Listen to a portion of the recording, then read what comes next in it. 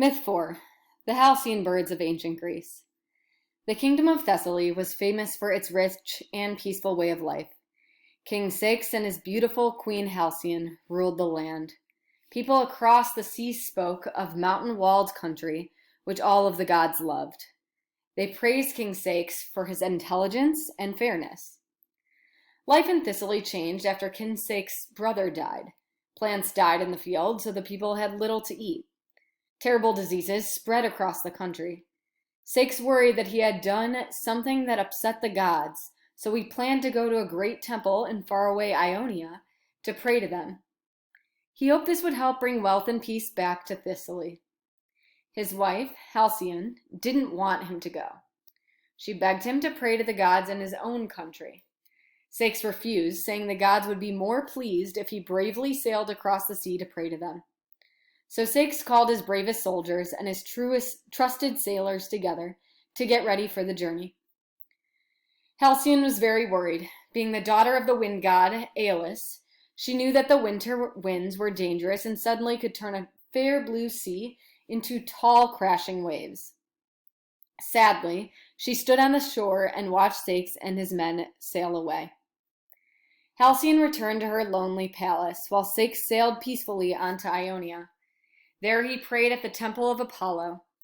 A messenger of the gods gave him good news, saying that life in Thessaly would be better in the future. So Ceyx began the long journey home.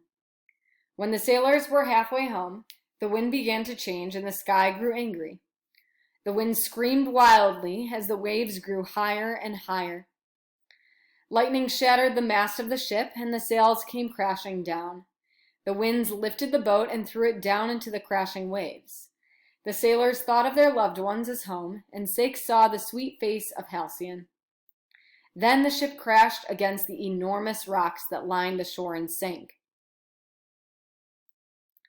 Day after day, Halcyon went down to the seashore. Her eyes looked out to sea, hoping to see her husband's ship. Each day, she prayed for a safe return. Hera, the queen of the gods, felt sorry for Halcyon. She decided to show Halcyon in a dream what had happened to the Ceyx. So she sent Iris, her speedy messenger, to meet with Somnus, the god of sleep. Iris streamed across the sky in a rainbow-colored dress, leaving a path of brilliant colors in the sky. She arrived at the palace of Somnus in the nighttime.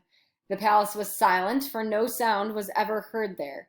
It was also dark, for its only light came from the moon.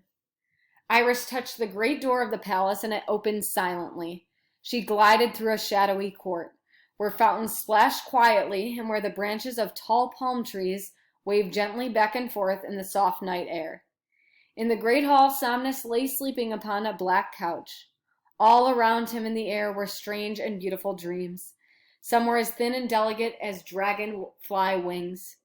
Some were the happy dreams that make tiny babies smile in their sleep. Others were the strong, scary dreams which make the even bravest men and women tremble in their sleep.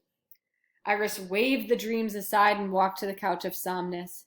She then softly touched him with a flower which Hera had given her, and Somnus opened his eyes and heard Hera's command. He sent a dream to Halcyon. In her dream, Halcyon saw the great waves and the wild storm. She saw that Ceyx had gone down with his ship. Now she knew her husband would never return. You'll then answer the questions: who are the main characters, describe those characters, write 2 pieces of evidence that show how Halcyon is feeling, and then also explain how the author shows Halcyon's emotions. You'll X out of this and sign back into your resource packet to type up your responses.